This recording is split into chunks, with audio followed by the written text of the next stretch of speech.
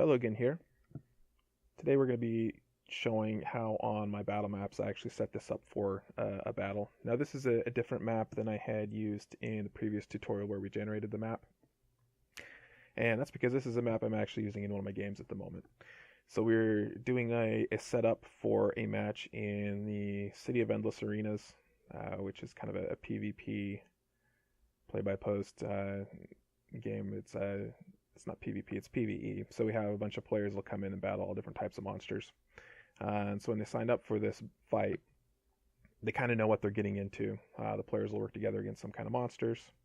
In this case, they're fighting in the arena of the infamous Baron Babork, who is known for eating those who fall in his arena.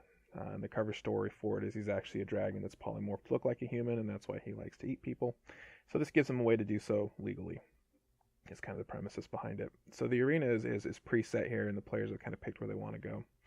But what I need to do is go through and add everybody in the arena where their starting locations are for those who are playing, and then the monsters. So I've already gone through and done the work on my end to list out the players that are here and what monsters are going to be involved. So that's the steps we're taking today. So I've got 5 players, and these are all characters at level 4 to 5. They're going to be battling out here. And so for each one of these, I'm going to create their own layer. I'm going to start with Ringpo on the top. And I'm going to put him under all of my layers except for the grid.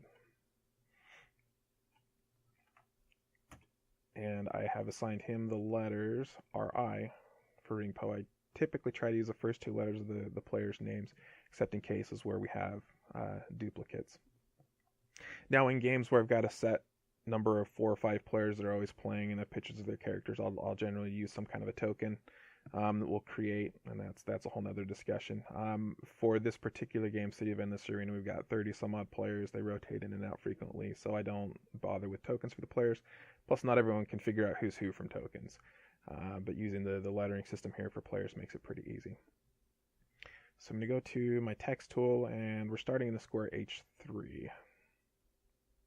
Now they have these starting hashes here. They're on their own layer. We will clear those out when we're ready. And just remember myself, it's RI here for Ringpo. Switch this to my favorite font, Casteller, that I like to use. Make it bold. And then we need to adjust the size to where the 2 letters are going to fit pretty well. This map's a little bit different than a lot of them I've shown. I think the squares are about 60 pixels by 60 pixels. I don't know why I chose to use that width when I made this map. It just worked out. So RI fits in there, but if I've got 2 characters that are a little bit longer, it's going to be a little bit smashed to try to fit that in one square. So I'm going to go to size of 28. Put him again in H3. And now I need to add an outline to those letters to make sure that they stand out. So we'll come to our outline objects. And the default width and radius is fine. Add that on, and that'll help the RI stand out. Now when we're done, I'll hide the starting hashes because I don't need that layer after they've already picked their starting locations. I've got a lot of layers in here for different things that can pop up. So sometimes in this arena there'll be flames that shoot out of these pillars, so I can pop those layers on if we need to. Sometimes the ground gets burnt underneath them if they've been firing up. So you can use a lot of different layers to add a lot of different effects. Alright, Ringpo's in the game. Next we're going to add Fulban to I3. So TH I3.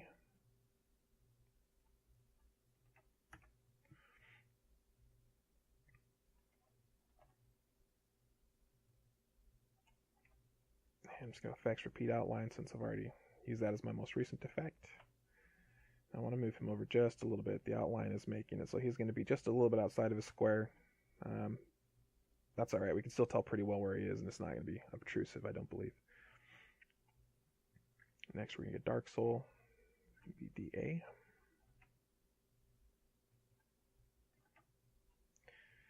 Now Dark Soul didn't tell me where he was going to start, so I have to pick a spot for him. Sometimes I'm forgiving. Today I'm not going to be. I'm going to stick him up at the very front, G5.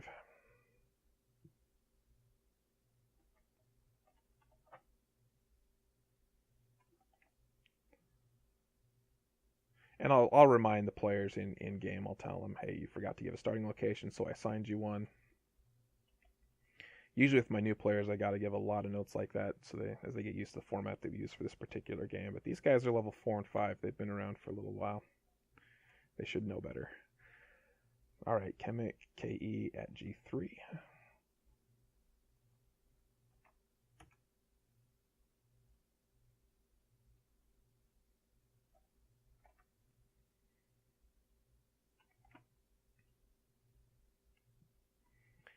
And our last player, Rivard, is at I5.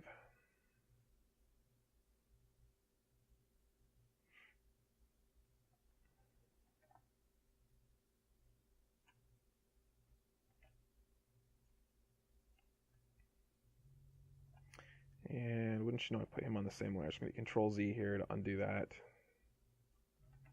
Try this again.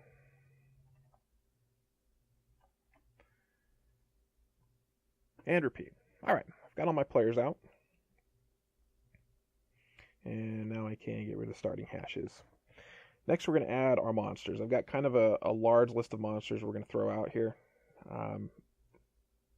Now, if those of you that are looking at encounter balance and saying, wait, this looks like it's deadly, you've got 5 level 4 and 5 players, and you're throwing out a bunch of CR quarters, a bunch of CR 1/8, a bunch of CR 3s, a CR 1. This is more than a deadly encounter. Really, that's a discussion for another topic, but just trust me, these guys will be able to handle this for a couple reasons. First of all, these aren't well-rounded players. This game is full of gladiators that are dedicated killers. A lot of them have custom homebrew magic items that make them a lot stronger than they would be in a traditional game. Additionally, I don't show the hit points of my monsters. I frequently won't use those in the monster manual given stats for the creatures, because I actually need to increase their hit points a lot to make these fights a challenge. But it gives me the flexibility to increase these on the fly. So if I find I accidentally made my encounter too difficult, I can lower their hit points on the fly, and that's usually transparent to the players. Generally, the goal is we want them to feel like they're going to die, but then come out winning at the end of the day. So I have quite a few different creatures we're going to throw out here. We've got giant centipedes, giant crabs, giant scorpions, giant spiders, giant wasps. The face spider I'm not going to throw out just yet. I may or may not use him depending on how the fight goes. And I have letters indicating what these guys are going to be. Now I need to indicate which is which. So I need to come add these indicators in here showing I could have giant centipede 1, giant centipede 2, and so forth. Now again, with the monsters, oftentimes I will use tokens to show the actual creatures and then give it some kind of a text layering as well on top of it. It makes it a little bit more visually fun. I'm not going to do that today. We're going to be sticking with the letter nomenclature. Additionally, one thing I'm going to do to kind of change it up, I will swap the color scheme. So I'm going to use white letters and the black background for the monsters. And I'm going to do my giant centipedes last. They're small size. I'll probably still make a medium on the map just for the space of text. But we're going to start with the giant crabs. I've got 2 of these, and they are medium sized. I'm sticking with GC. So I'm going to, similar to how I did with the players here,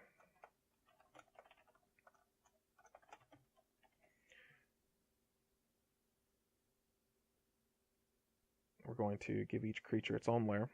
Sometimes I'll leave them on the same layer, but then you have issues with needing to copy and paste individual sections instead of the layer as a whole. Now I'm going to have to use a smaller font size for these crabs because I need 3 characters to fit. So I'll go with 20. That should work. And then on my outline object, I need to come change the color from white to black. Now if I am using a image of a monster instead of a token, oftentimes I'll stick the image there and then I'll put a somewhat transparent square underneath it so that you can see which space the creature's actually filled up. Now these creatures are all coming out of different gates. Let's have our giant crabs come out from this side. Giant crab 2, we'll have him start over here. Hit Control D just to say I'm done with my text, whatever tool I'm using. Repeat the outline. All right, there's my giant crabs. Next, we've got 2 giant scorpions. Now, these guys are large, and you're going to stick with the GS nomenclature, so they're going to fill up 4 squares.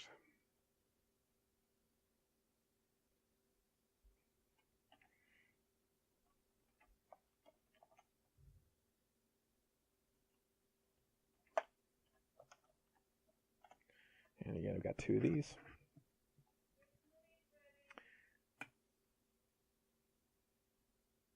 So we will go ahead and add these guys in here.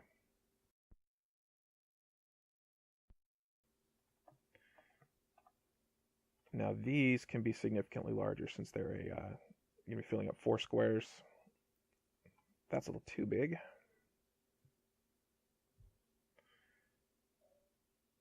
That's about the right size, giant scorpion, just like that.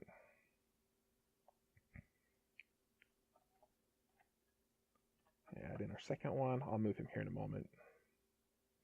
Just grab this tool, and since these guys are a little bit stronger, we're going to put them starting more towards the back of the arena. So they probably won't be in the fight for much the first round or 2. So that's basically the process. I'm going to go through each of these monsters I'm adding in, figure out where I want them in the arena. And then when I'm done, I'm going to save the whole paint.net file. Now I need to make a new folder for this. The whole theme for this fight was insects that have lots of legs on them. So let's call this many legs. Save the paint.net file. Again, that's my project file with all my layers. What I'm actually going to post is going to be a JPEG image. So then I need to come save this as a JPEG, and I'm going to give it an extension because I need to have a different file name for every round that comes up. The way the attachments works on our forum, if you try to load up an attachment with the exact same name, it's going to say you can't do that. So we'll start with round 0, then round 1, round 2, and so forth, and we'll save this. It's going to make this whole file size just a little under half a meg. Say it's flattened, and now I've got my JPEG image that I can take and upload to show my players the map of what's going on. So I'll finish the rest of the monsters on here on my own time, but that's basically the process. Hopefully that was helpful. Thank you.